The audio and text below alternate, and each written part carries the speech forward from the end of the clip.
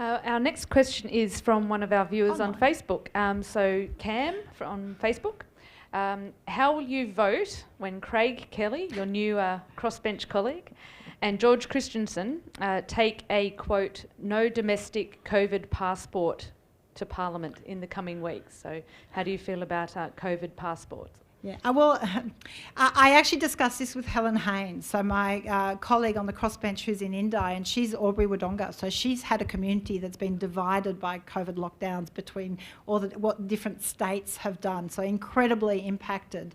And so to try and understand what the impact of such a passport, my concern about I probably will agree, and I don't usually agree with much from those members, but an internal passport will be very difficult and could create real, I think, discrimination for businesses and communities.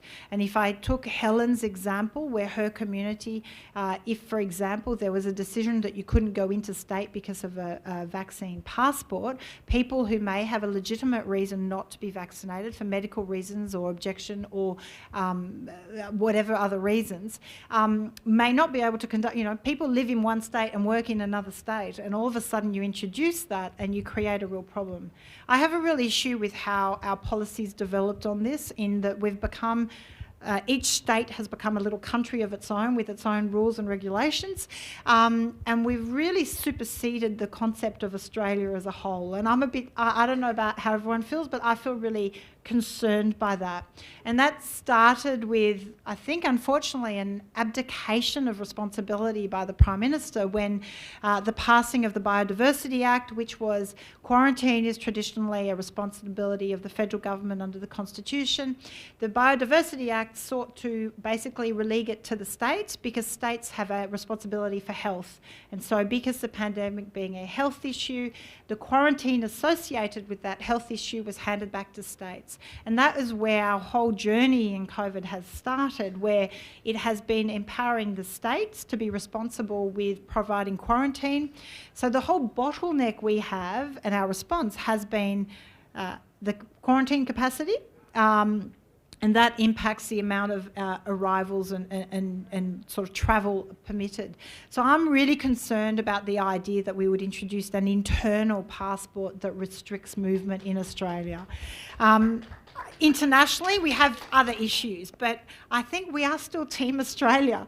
And I'm really concerned that this breakdown that's occurring, and I really haven't enjoyed watching the various premiers pick at each other and criticise each other and get really political, whereas really this is an issue that we should be dealing with earnestly and together. Because at the end of the day, if there is a weakness in the system, we all suffer from it, and that doesn't really help anyone. So no, I probably will be supporting that, that there be no internal passports. There will need to be something internationally though. We have to recognise that we can't stay bubble Australia forever, and there is going to be a question of how do we safely, gradually reopen. We need it from a trade point of view, from a skills point of view and a workforce, but we have a lot of very vulnerable people in the community who are really needing to be able to access family, whether it's visiting sick family, an elderly family, or having support come to them.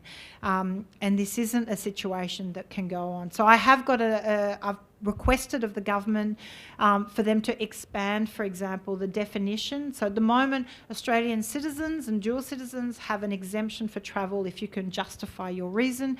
But that exemption category family does not include parents. So at the very least, parents should be included in that definition. So I'm pushing for that.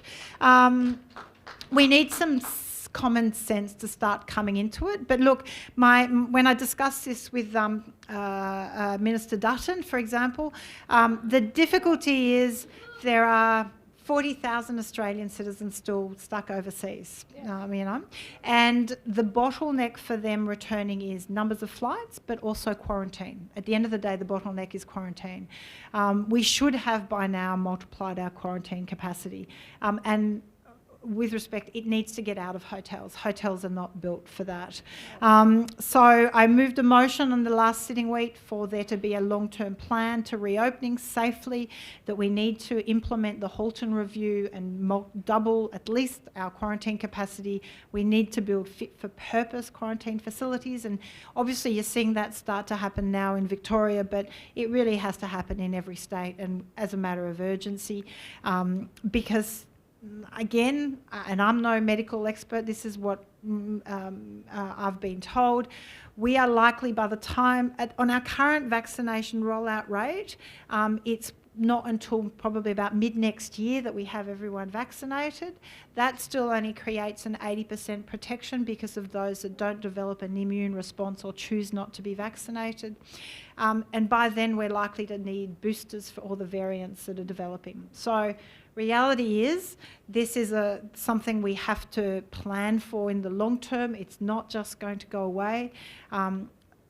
Quarantine is the one way we have of ensuring it's not rampant in our community.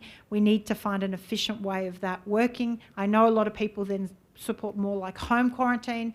I've got to say I'm a bit concerned about that because I don't think people have been proved to be reliant on home quarantine, and there's too much at stake. So I've called for the government to have a long-term plan around this.